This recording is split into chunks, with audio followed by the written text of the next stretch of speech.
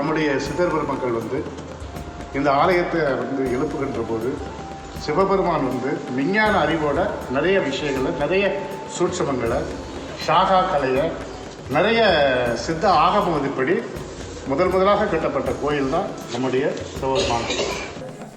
ஒவ்வொரு தூண்களிலும் விதமான ரகசியம் இருக்கு. அத்தனையுமே பிரசன்ன மார்க்கமாக தாய் மீனாட்சி எனக்கு கற்றுக் கொடுத்தது.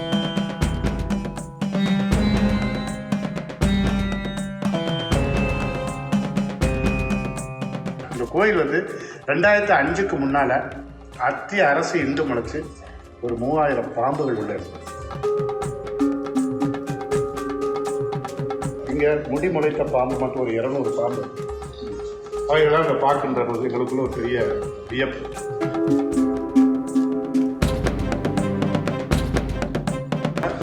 இப்பவும் நம்ம கோயிலில் ஒரு 16 அடி பாம்பு மேலே ராஜகோபுரத்தில் இருக்கு. அது காலையில் ஒரு அதிகாலையில் மாலை ஒரு 6 மணிக்கு வெளியே போவார். அதிகாலையில் ஒரு 5:45 மேலே போயிடுவாங்க.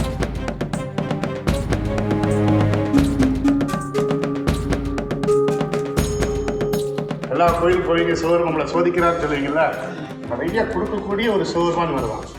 இது 200 மகான்கள் 4000 ஆண்டுக்கு முன்னாடி வாசி யோகம் என்ன தெரியுமா இருக்காது.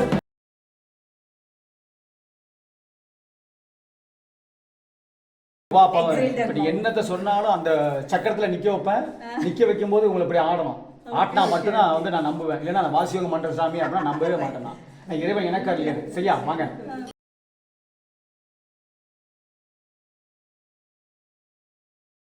நம்முடைய சித்தர் பெருமக்கள் இந்த ஆலயத்தை எழுப்புகின்ற போது சிவபெருமான் விஞ்ஞான அறிவோட நிறைய விஷயங்களை, நிறைய சூட்சமங்களை, ஷாகா கலையை, நிறைய சித்த ஆகம மதிப்படி முதலாக கட்டப்பட்ட கோயில் தான் நம்முடைய சிவபெருமான். இந்த ஆலயத்தில் பார்த்தீங்கன்னா தன்னுடைய தற்பொழுது நீங்கள் தமிழ்நாட்டில் எல்லா சிவாலயங்களுக்கும் போயிருப்பீங்க. ஆனால் எல்லா கோயில்களையும் சித்தர்கள் எது செய்ய மாட்டாங்க. நிச்சயமாக சித்தர்களுக்கான முழு உருவம் எங்கேயுமே இருக்காது. எங்கேயும் இருக்கா? இடைக்காலத்தில் 18 சித்தர்களும் நீங்கள் எந்த கோயிலையும் என்ன செய்ய முடியாது, தூண்களில் பார்க்க முடியும். இங்கே நீங்கள் 18 சித்தர்களும் இந்த தூணில் இருக்காங்க. உங்களுக்கு எல்லாம் காமிக்கிறேன். சரியா? அப்போது இந்த 18 சித்தர்கள் இங்கே இருந்து அவங்க இந்த கோயிலை நிர்மாணம் பண்ணனால தான் அவங்க எல்லாரும் இங்கே இருக்காங்க. தூணில் அவங்க காட்சி கொடுக்காங்க. ஒவ்வொரு தூண்லையும் ஒவ்வொரு வாசி யோகத்தோட அவங்க என்ன செய்கிறாங்க, தன்னுடைய நிலையில் இருக்கிறாங்க. ரெண்டாவது, நம்முடைய ஆலயம் பார்த்தீங்கன்னா சிவபெருமான் 2வது அவதாரம் எடுத்தது இங்கே தான். 2வது அவதாரம் எடுத்ததுனால அதனால தான் கோயில் கேட்டாத்துல 7 மலைகளை தோற்றுவிச்சு அவர் என்ன செய்கிறாரு, அனந்த சயனத்தில் மிக பிரமாண்டமான குளத்தில் இங்கே இருக்கிறார்.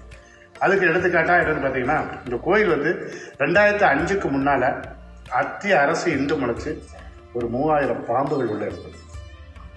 நாங்கள் உள்ளே வரும்போது 5 தலை 7 தலை ராகங்களை தான் இருந்தது. இங்கே முடி முளைத்த பாம்பு மட்டும் ஒரு 200 பாம்பு. அவைகளாம் இதை பார்க்கின்ற போது எங்களுக்குள்ள ஒரு பெரிய வியப்பு. இப்படியாக பார்த்தீங்கன்னா முழுக்க இப்பவும் நம்ம கோயிலில் ஒரு 16 அடி பாம்பு மேலே ராஜகோபுரத்தில் இருக்குது. அது காலையில் ஒரு அதிகாலையில் மாலை ஒரு 6 மணிக்கு வெளியே போவார். அதிகாலையில் ஒரு 5:45 மேலே போயிடுவாங்க. சொல்லிருக்கீங்களா? இங்கே நம்ம கோயிலுக்குள்ள சிதர்கள் மாந்திரிக தாந்திரிக நிறைய விஷயங்கள் உள்ள பண்ணிட்டு இருக்காங்க கோயிலுக்குள்ள. எல்லா கோயில் போய் சிவபெருமான் நம்மளை சோதிக்கிறான்னு சொல்லுவீங்களா, நிறைய கொடுக்கக்கூடிய ஒரு சிவபெருமான் வருவான். ஒவ்வொரு தூண்களிலும் விதமான ரகசியம் இருக்கு. அத்தனையுமே பிரசன்ன மார்க்கமாக தாய் மீனாட்சி எனக்கு கற்றுக் கொடுத்தது. இப்போ எனக்கு 52 வயசாச்சு. முடியல பார்த்தீங்களா, உடம்புல எந்த நோயும் கிடையாது, எதுவுமே. காலம் குண்டலி சக்தின்னு வாசியோகம் பண்ணிட்டே இருக்கேன். இப்படி என்னத்தை சொன்னாலும் அந்த சக்கரத்தில் நிக்க வைப்பேன். நிக்க வைக்கும் போது உங்களை இப்படி ஆடணும். ஆட்டினா மட்டும்தான் நான் நம்புவேன். இல்லைன்னா நான் வாசியோகம் பண்ற சாமி அப்படின்னா நம்பவே மாட்டேன். நான் இறைவன் எனக்கு அறியாது. சரியா வாங்க.